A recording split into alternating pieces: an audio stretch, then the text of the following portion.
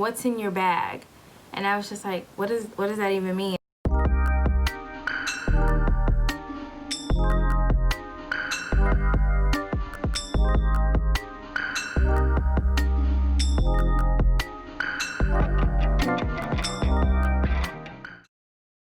Hey you guys, and welcome to my channel. I'm Rita from Reigning Rita, and I just want to say thank you. Just a quick update. Of course, I'm a fourth year medical student, so I'm in my last year of medical school here in the United States, and I actually have a lot of downtime. We just submitted our applications last Wednesday, and so now everyone around the country is just kind of waiting for programs to get back to them and just set up interviews and just start interviewing with programs.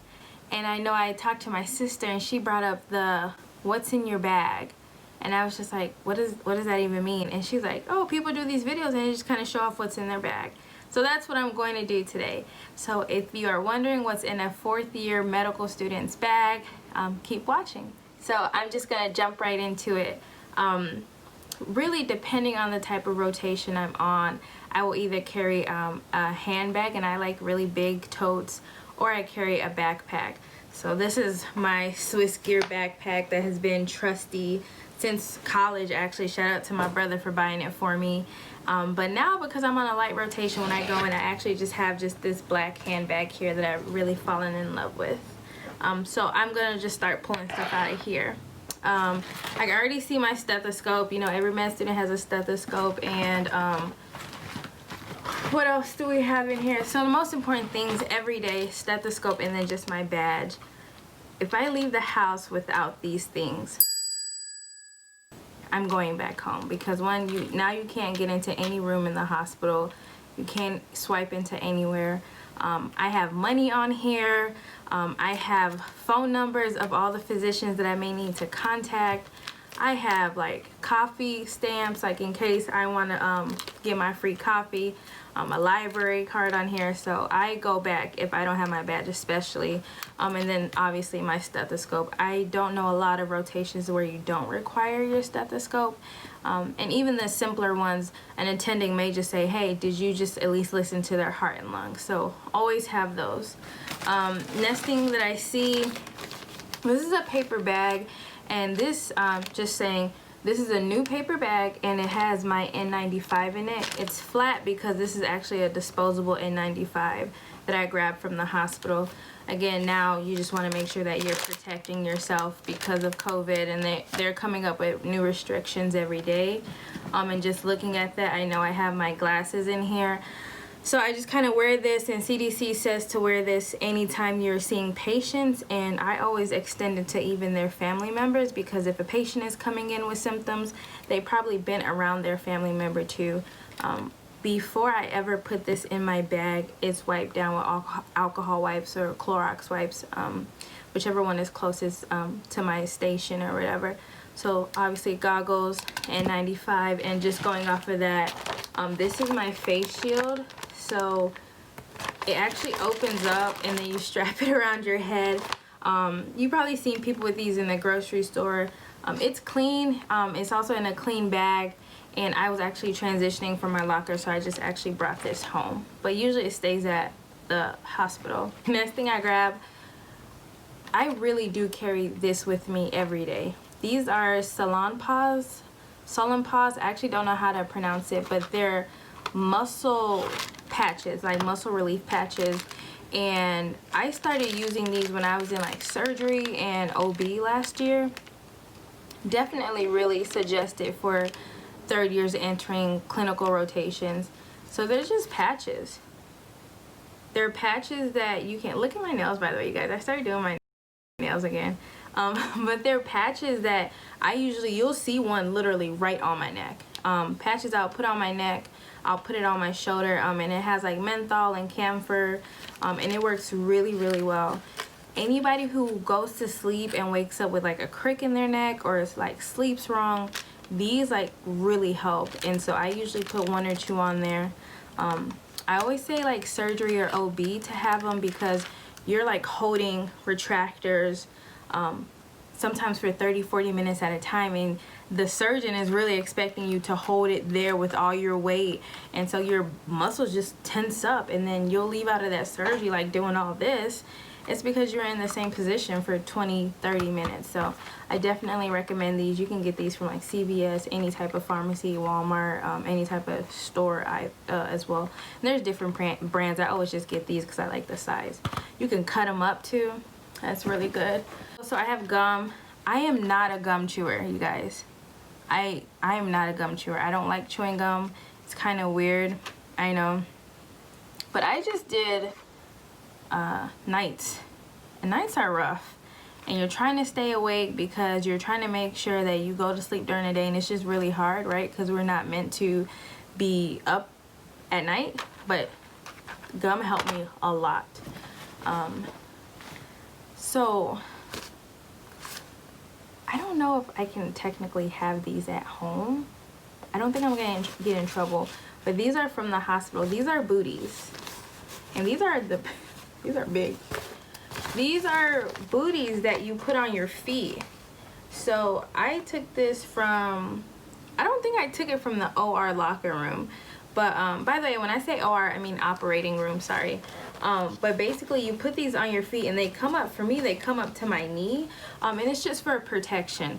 I always have a pair of these because, one, you never know what's gonna land on your feet. Even if you're not in surgery, if you're not in OB, and you're not expecting like a pregnant lady to drop juices all over your feet or whatever like that, or blood to just splatter all over you.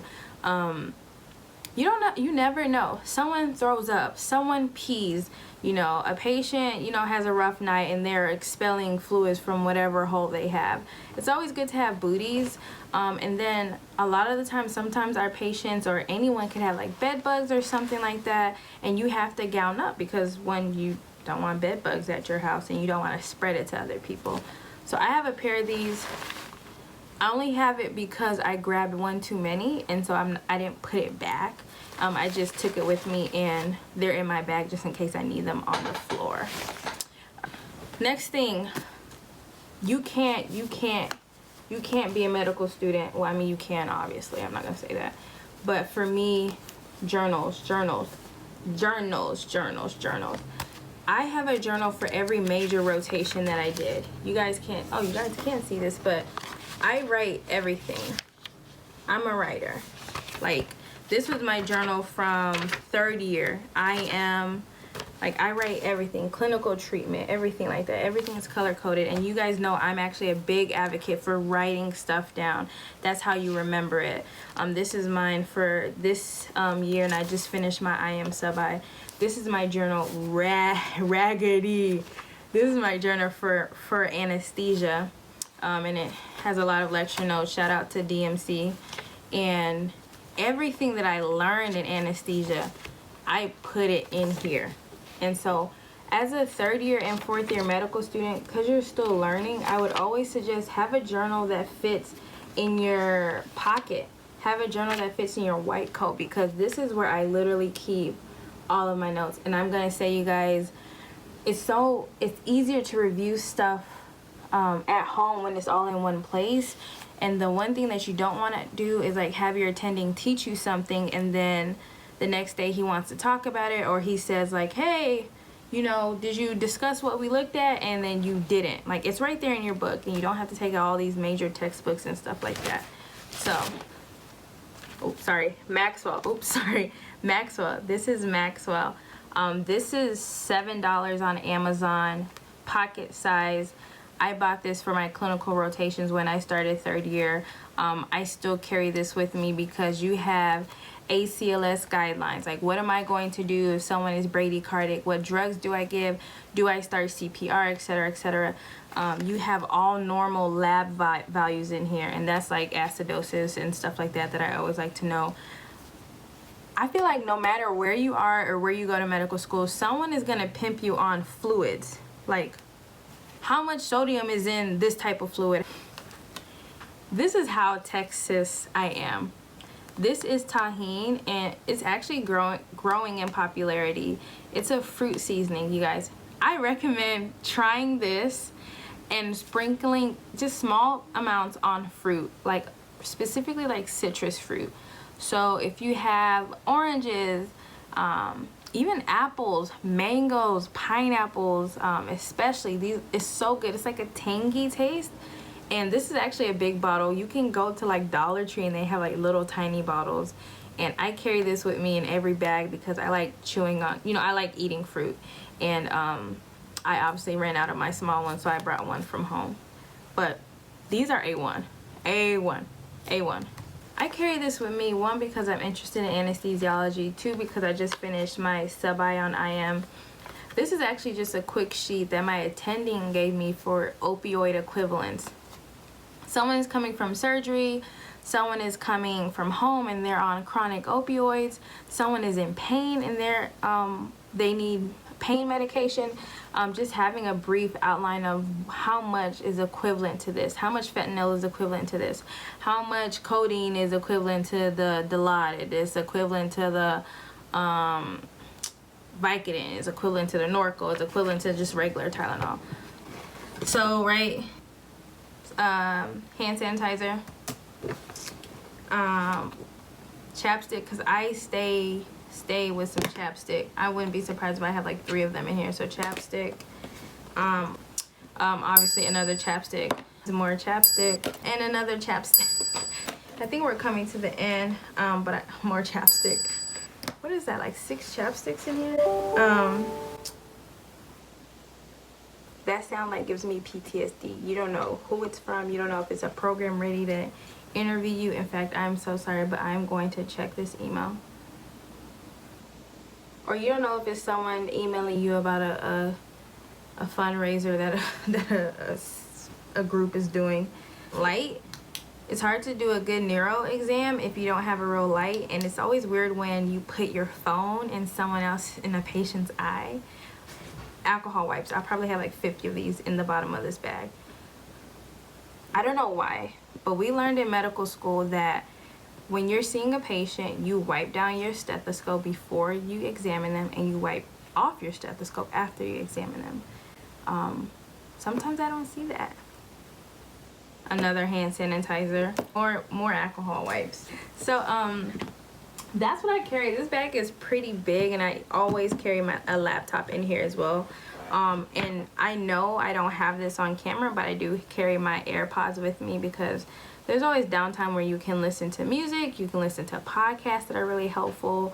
You can listen to, I like to listen to, you guys look him up on Spotify, Hans Zimmer. He does score music for all these movies like Inception, Interstellar. He did Lion King. And so just listening to his music while studying is great. So I also have my AirPods with me, and obviously I'll have my phone with me as well. These are the type of things that med students carry. And it really will just depend on the type of rotation I'm on. Sometimes when I am doing something that's like fluid heavy, IV heavy, like anesthesia, I'll have saline flushes with me. I'll have needles in case someone needs to have an IV put in. So it just really just depends on the rotation. Pediatrics, a lot of people carry like little dum-dums with them, or they carry like little, one resident I work with, he had like a little tiger that went through and covered his stethoscope, so it was like not as scary to the kids. Let me know what you guys want to hear. I have more time now because I'm just like a sitting duck waiting to hear back from programs. So hopefully I can get more content out. Comment, subscribe, like, and take care of yourselves, and make sure that you're staying safe. Make sure that you're wearing masks and social distancing. But have a great day. Turtleneck or whatever. Feel real Steve Jobs.